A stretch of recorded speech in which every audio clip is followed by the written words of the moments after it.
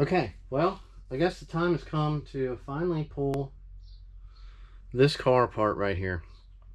We did a video going over the car, kind of hitting all the points of stuff that was done wrong at that time. We tested the transmission. We know the transmission's good. We adjusted the fire ring and the wastegate. We double checked all that stuff.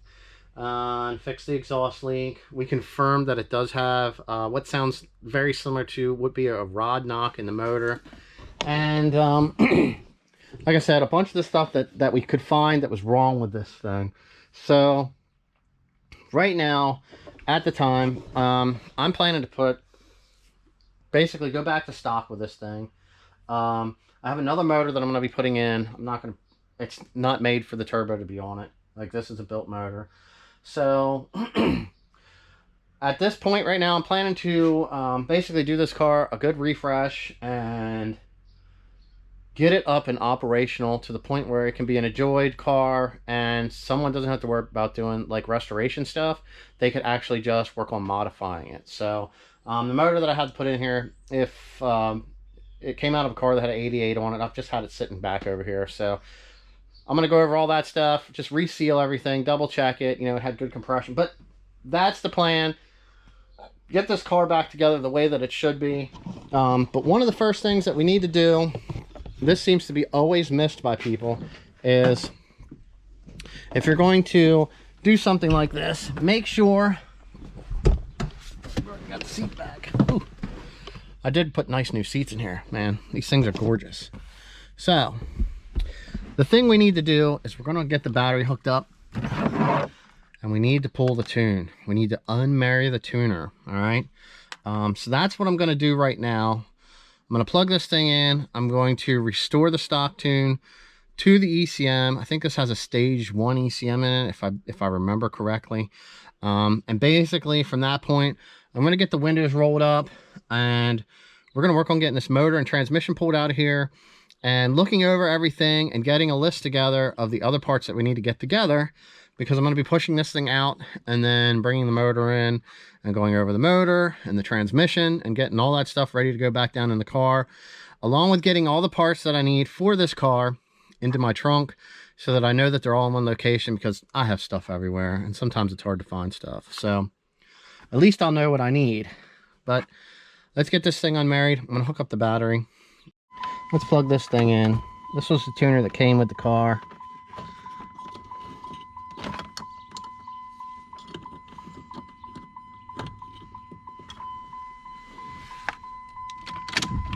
Key on.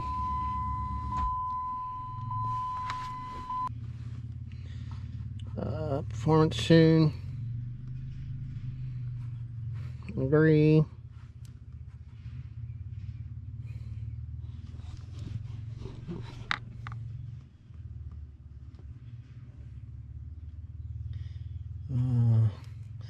This does have a custom tune. Come on, go down. No, don't want to go down. I want to go up. All right. So, MI Tuning was actually tuning this car. All right. CSC, take me back. Okay. Jablo Tunes. Original backup. Seems like this down button doesn't work on this one. Original backup. This will restore the original backup and reset this tool. So choose.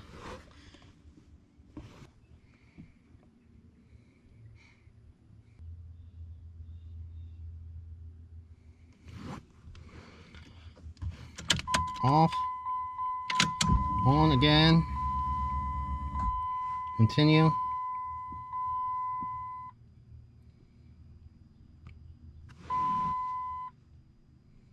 Okay, restore done and reset. Continue. We now unplug the Predator. Alright.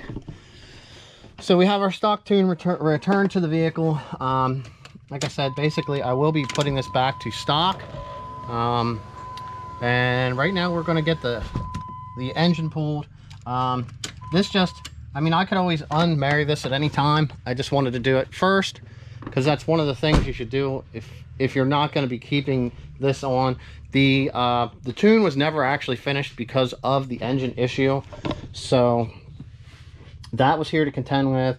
But that tune probably included, like I said, the big turbo, had 3-bar sensors, different fuel injectors, a different fuel pump. This thing only had a 255, so I'm sure that was probably not enough fuel. So basically we're going to be removing our sensors, the turbo, the engine, the transmission, and I'm going to stick all the parts that I'm not using, all the parts I need to reassemble this that I'm going to be reusing will be going into the trunk. So I'm going to start out with getting the coolant drained. I'm going to drain the oil out of the engine and drain the fluid out of the transmission. So along with that, I got to get the battery out, and then repop the trunk. But I have all my windows up because I'm going to be disconnecting power, which is always something that you can do later if you have your car apart and you need to do that, because you're going to be planning to push it outside. So I'm going to get on this thing, get this thing tore apart.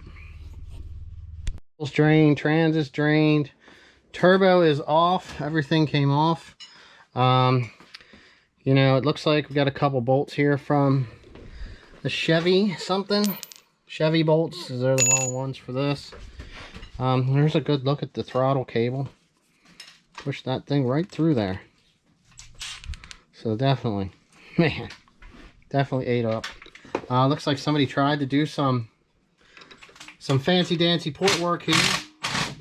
Hard to say if they were doing it with it halfway together, because it looks like we have aluminum shavings over here, but they could have came off of the gear when it was hitting the bracket, because it wasn't clearanced. So that's always a possibility there. Lots of clips were not plugged in right. So I mean, plugs were loose, ready to fall off. No locking clips were together. What else, man? We got the axles are out. Looks like this one on this side here was definitely bad. We got this thing back together because we are going to be rolling it, and we're really close. We'll show you what else we find when we get this thing out. Here's the turbo. The turbo's out right there. Here's the headlight wiring mess that was in here. The O2 pipe, the intake. Like I said, here we found this was broken for the idle air too.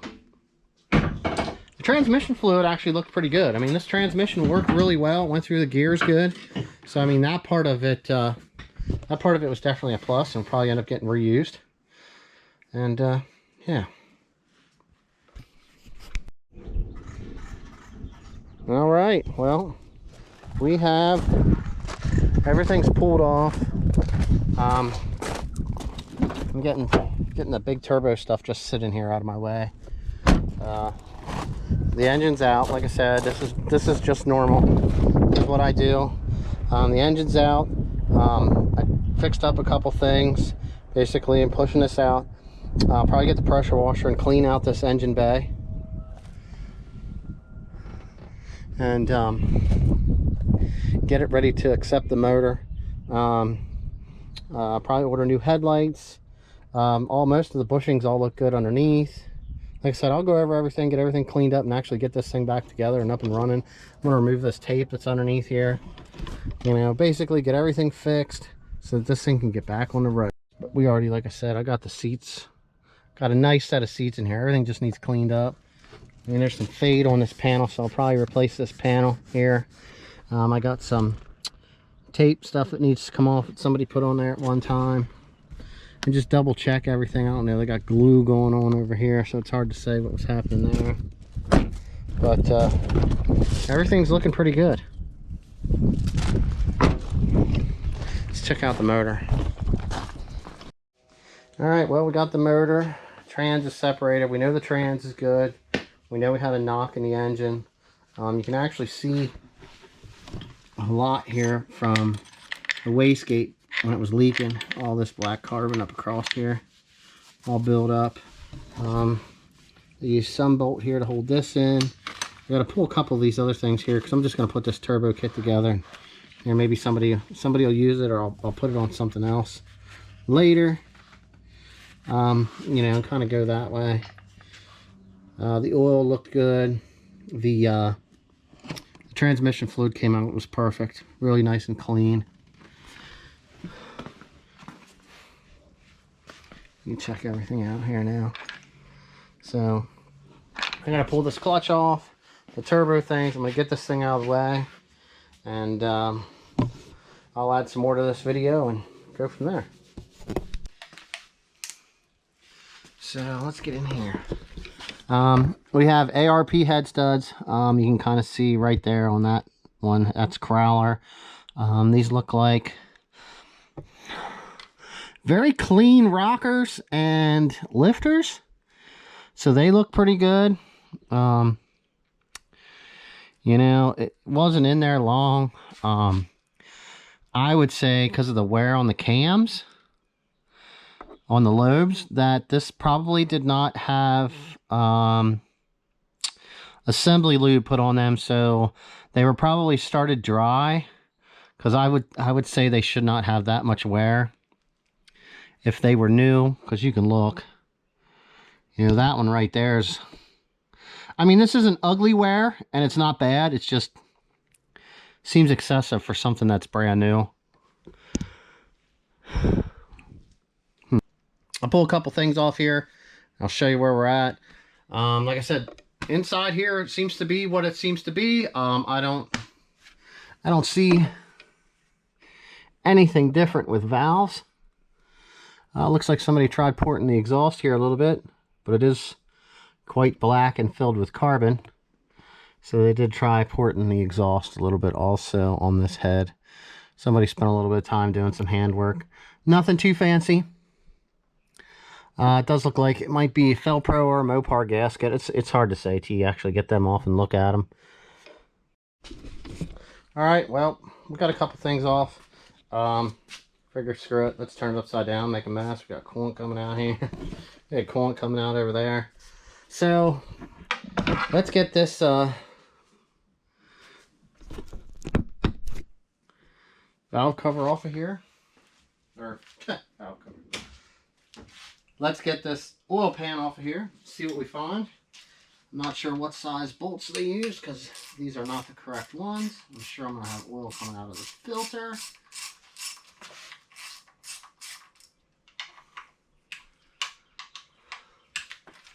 Let's hit these, make sure they're all broke loose.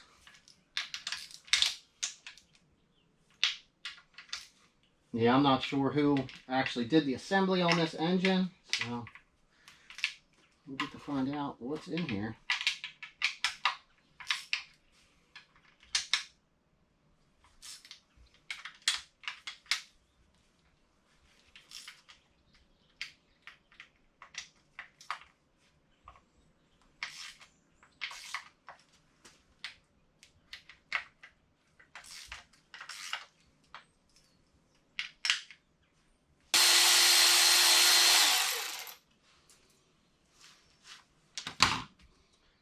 All right, we're good.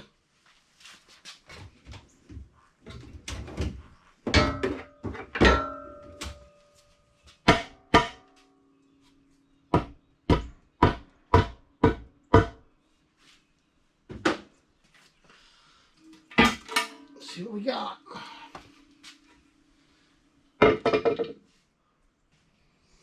Okay, so bring it down here. See if we can see underneath here. Come on, come on. There we go. Wanted to see what you're seeing. Okay, you can see right there. That is number 4 is here. Number 3 there is at the top, and so is number 2. Okay. Now, hopefully you can see in there and see that number 3, the one that's closest to us, that metal looks really nice and clean. You know, it's just shiny. There's no discoloring. And if you look, you can actually see the backside of number 2 in there.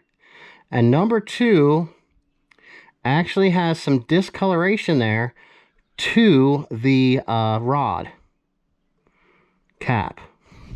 And it's actually a lot worse on this side. Hopefully we can get in here and we can see. Yeah, hopefully you can see that. That one's kind of rainbowed. That's from getting really warm. I mean, it's studded out. I guess I'll see here if I can pull this windage tray off quick, and we'll try to pull that cap and see what that looks like. All right, so windage tray's off. I started looking and I looked down through. Actually, cylinder 1 over here has discoloration to the rod also. So, man, this is pretty terrible. Hopefully the rods are okay. I don't know if this is something. I mean, I'm not a super engine builder. I just know that that's not supposed to look like that. Little bit of side-to-side play. A little bit of side-to-side play there. Maybe they had the wrong size bearings when they assembled this, and that could have caused the problem. The crank looks like it's probably a new crank. See, we're pumping oil.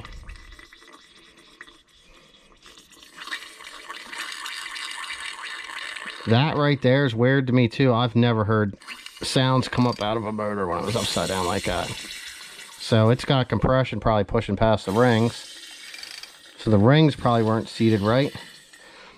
Here's our other rod right there with some nice discoloration to it. Man, this is a shame. I won't know till what the walls in the cylinders look like till I actually get it pulled apart, but you know, it's pretty much going to be a full rebuild. The rods might be able to be remachined and then put a different size bearing. Like I said, I don't know. I'm not an engine builder. Just kind of guessing on a couple things there.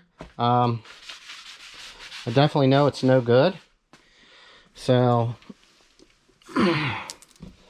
on top of making an entire mess, we got to see what is here. So yeah, let's pop. I'm gonna pop this cap off right here and see what that looks like. See what the bearing looks like. See if it's spun in the rod itself. See if the crank is okay. And then we'll inspect the other one. We could pull one of these other ones off too and see what it looks like there also. So I think I'm going to try to put this under here to hold this up. This is loose now.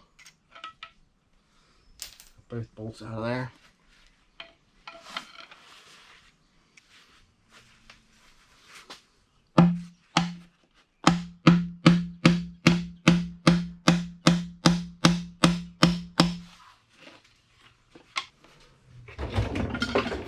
Well, time to do some fishing.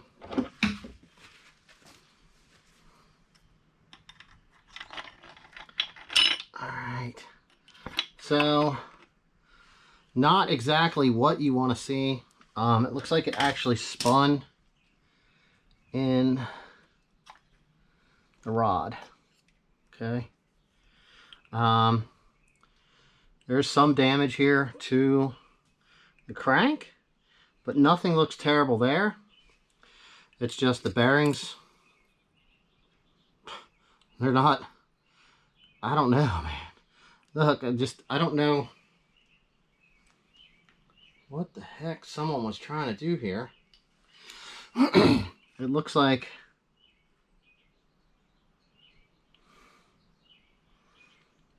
I don't know if they're undersized bearings in there. I'm not sure. That would be something I would have to actually check. But you can tell the bearing did actually spin in the rod here. So that's definitely the problem there. That's why it ended up getting overheated. And it made noise once it finally got warmed up. Okay, so we did all right there. Just a little quick inspection. don't know. I mean, they were plenty tight, so they were probably torqued right.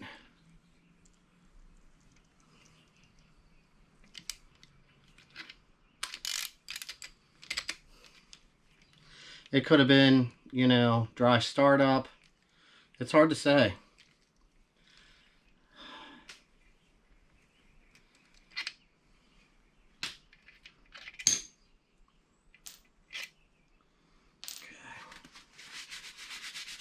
Okay. Right. Just holding the rod like I did on the last one.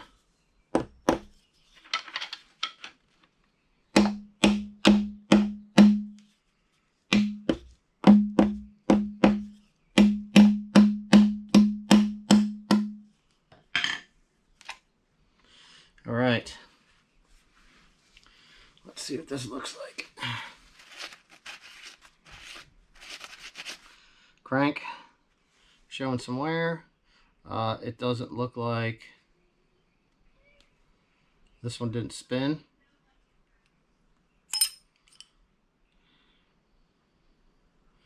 All right, so that's what it's supposed to look like. And these are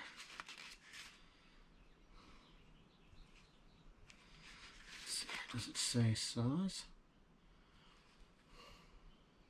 Standard. Okay, so these are standard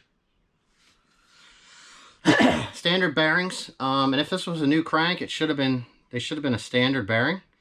So it's hard to say why. I mean, you know, looking at this, I mean, like I said, I don't know. I wasn't there. I didn't assemble the engine. That is extreme amount of wear for something as low mileage as this is. So, I mean, I would kind of guess maybe assembly lube wasn't put on the bearings. So it could have been assembled dry. And that could have been why those bearings spun. You know, just creation of heat. Change that. Man, what a shame. So the whole crank needs cleaned up. Every journal. So that's something a machine shop can do, as long as the number one isn't too bad. But that's what that looks like. That's kind of a sadness there. Definitely. And then I'm adding a little bit of me to it, probably here. All right. You know, that's hoping that the crank bearings are good. Like I said, it's stud kits on here. I'm not sure. I would say they're probably Eagle rods because it has the Eagle rod bolts. So these are the Eagle rod ARP 2000 Eagle 1.5s. So they're probably Eagle rods, and you know, if you actually look, they might be West Coast pistons. So that's a hard one to call too. You don't really know till you pull the rest of this apart. But at least we know what is actually here. We can get this thing up on top dead center, pop our cam gears, see what for cams are in this thing, and then we'll kind of know what's actually all there. You know, this thing's never going to be run in this condition again, so nothing matters if it's torqued down right. I'm just reassembling what's here. That way it's all together, and it can just sit here off to the side. You know, I'll probably clean that pan out. But then again, that doesn't really matter. We just got to clean up the mess around it. And that pretty much just, you know, that's what we got. Rods, pistons, cams are in it, strap kit, windage tray. It did have a whole new timing set put on it. A lot of this stuff is reusable if it gets cleaned up correctly. So, I mean, at least that puts us to a point where what we know with what the motor is that we got pulled out. What happened there? My guess is dry startup, possibly, on the rod bearings. You know, if it had that problem, it could be you know, there could be excessive wear on the, let's see here real quick. When I get in here.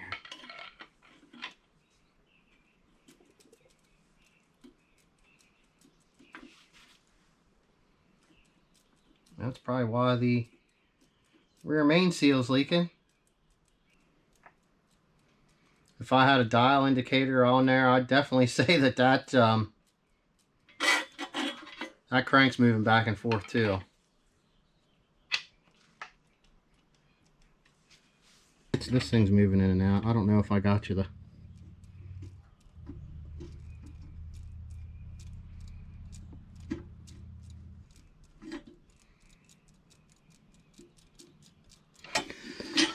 But anyway, that's what I said, you know what I mean? It's possible that it was dry. Dry startup. You can tell, like I said, the rear main seal is leaking. Hopefully everything is reusable. And it wasn't run too long and could be remachined and had new bushings put in. I'm not sure on the bore on the pistons till you actually pull them out. Some of them might have, some of them do have numbers on the bottom. Some have them on the top. But you know what I mean? If you need to bore this over, you could probably reuse the pistons and just get the oversized rings. That's always an option. I mean, the correct pistons are actually probably the way to go. So I guess I'm just gonna end that there. Hopefully I got enough edited out together, and you know, we're gonna see you on the rebuild process. Hopefully we can get that in here in the next week or so and get started on it. I'm kind of mid on some other work, but I'll see you.